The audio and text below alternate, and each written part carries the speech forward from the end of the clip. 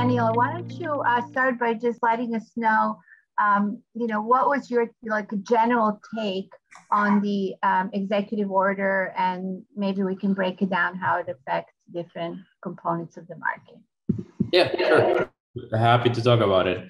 So just kind of like to set the stage, when the executive order was announced, the crypto markets allegedly went down because of it. We got to keep in mind that also at the time we had Russia's invasion of Ukraine. There's a lot of things going on in the market, and many people believed that the executive order was coming down in exactly the timing as a way of preventing Russia circumventing sanctions via the crypto markets. I knew of this executive order. I knew of the efforts that were going on. Like, this had been in the works for months. This is not something that came out because of the invasion of Ukraine. So it was not something alarming in that sense. It was, oh, nice, it's coming out. That's fantastic. It had a lot of echoes versus the prior efforts by the Fed and the Treasury Department in terms of analyzing the effects of stablecoins. So when this was announced initially, my impression was, okay, it's just going to be the same thing, but now instead of just stablecoins, like broader reaching, a whole sandwich, like nothing sandwich per se. Once it came out, and we can go more into the details, I think actually, like, once the details came out, the market started, the crypto markets actually rebounded, because like all those fears of like, hey, this is going to bring a bunch of like senseless regulation, kind of like were tempered. And then it was more, this came out as a way of doing a comprehensive analysis of the digital asset space and how the government can position itself, both to spur innovation while at the same time being responsible and protecting consumers, investors, and companies. So overall, it's a positive. In terms of effects on the market, nothing's going to happen near term. Like, these executive orders usually, and this one specifically, attach some type of report by the included agencies, which we can go into more detail which ones participate in this, with a timeline that is usually like 6 months to a year. Who's even to know like if there's going to be delays at the end of that. And then after those reports come out, then there's going to be a lot of like other rounds of talks to determine what laws come into place. So we're at best a year out from seeing any consequences from this. For now, it seems like it's going to be positive. The only concern would be is if at the time of crafting the law, the legislators do something irrational, let's put it in that sense, due to ignorance or lack of knowledge of the industry. But overall, it's a really good setup. So there's really nothing to fear about right now, unless we want to doubt the ability of our legislators to actually translate this into a good regulation for the industry. So when I look at it, having participated in these discussions about 4 different governmental agencies trying to make some sense out of the regulatory environment for this new space, which, is developing faster every day in essence, in a variety of directions, they were giving out quite sort of inconsistent systems to work within. And so do you feel like this executive order sort of puts not just the crypto industry kind of inside a more organized way of thinking about this, but also the governmental agencies, sort of putting them on notice that they have to kind of work together and collaborate and be part of these studies? Yes. So one of the nice things about the executive order compared to prior regulatory efforts, this one outlines specific agencies and branches of, agencies of the executive branch, all the different like secretaries of a bunch of different areas. It points them out individually and requests specific reports from them on something, as opposed to in the past where it's like, hey, here's a group of regulators, go get me a report outlining the risk of cryptocurrencies. Now it's more like, okay, you go and get me something related to anti-money laundering. You get me something related to technology. You get me something related to systemic risk. So it's much better assignment in terms, the assignment of responsibilities is specific, both in terms of who does it and in terms of what that agency or regulator is looking at. And that is actually like the beauty of this executive order. It's very organized. So I think that's, as opposed to just be something where whichever agency happens to take the lead or whichever actor is the one having the pen, because this actually is going to culminate in a series of reports from a bunch of different agencies with very different focuses. I think it's going to be actually, at the very least, a very positive investigation. Again, my concern is the outcome of that investigation. How will that be translated into regulations that do everything that the executive order is asking, which is spur innovation while doing it responsibly and protecting consumers and investors?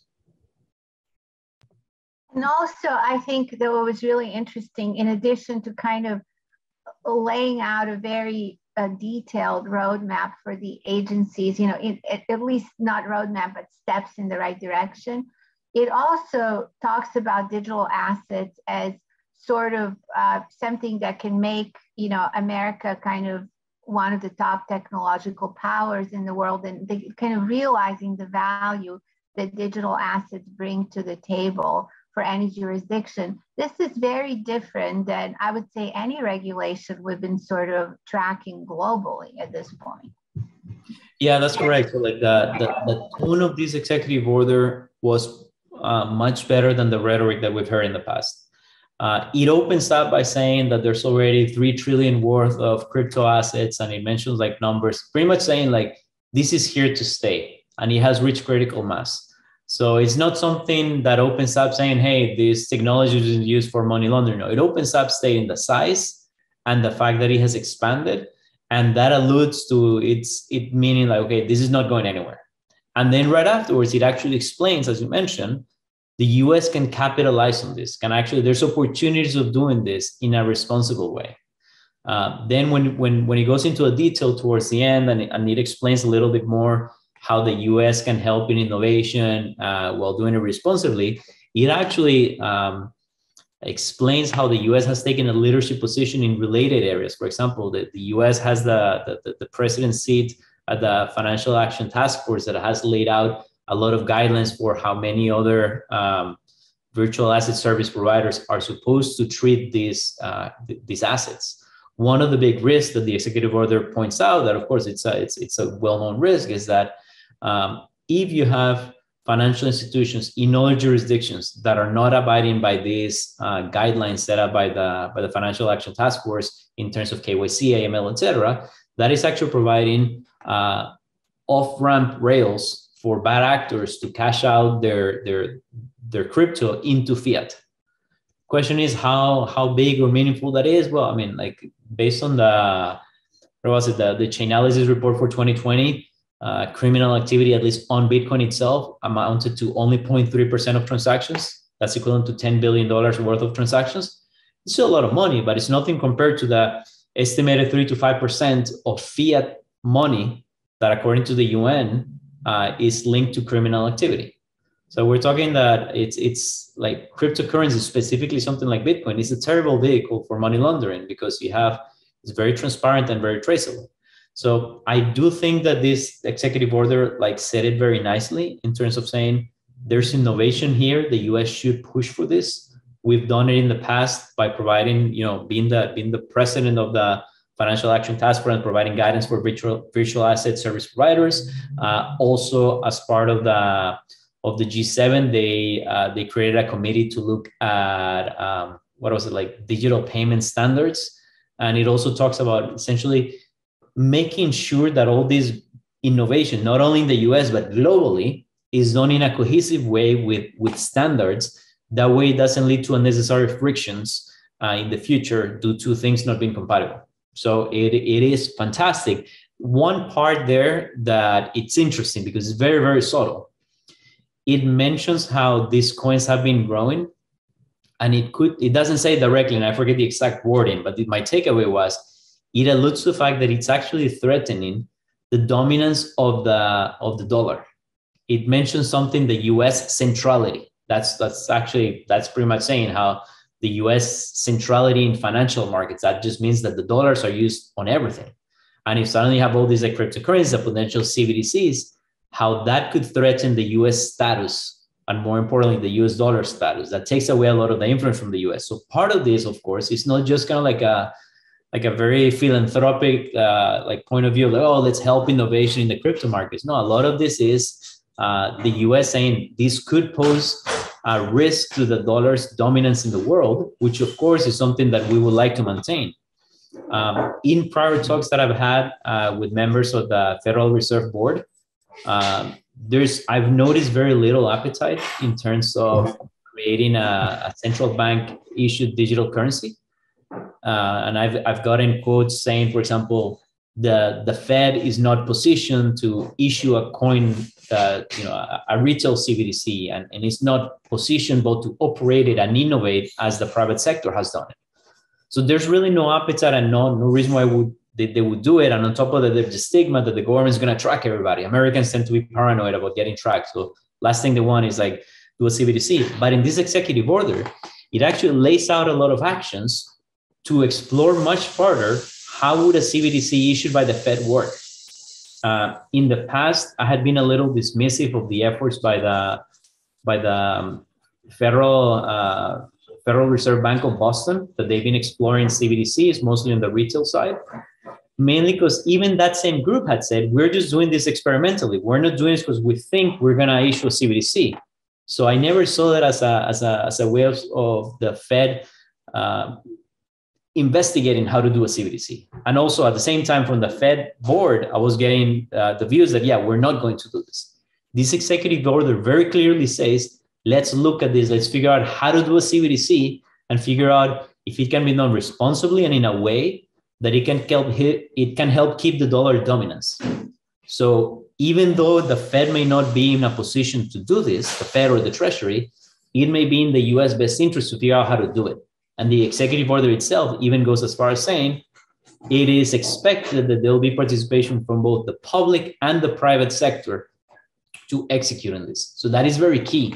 So this actually changes my prior position that the US was not interested in doing a CBDC. What could come out of this extensive report from different agencies, including a report by the Attorney General on what would need to change in the law to issue CBDC, is that potentially it could lead to the Fed actually having a Fed coin. That's really interesting because there is a definite delineation in this executive order between, basically different types of digital assets, from, DeFi standpoint, CBDC standpoint, stablecoin, et cetera.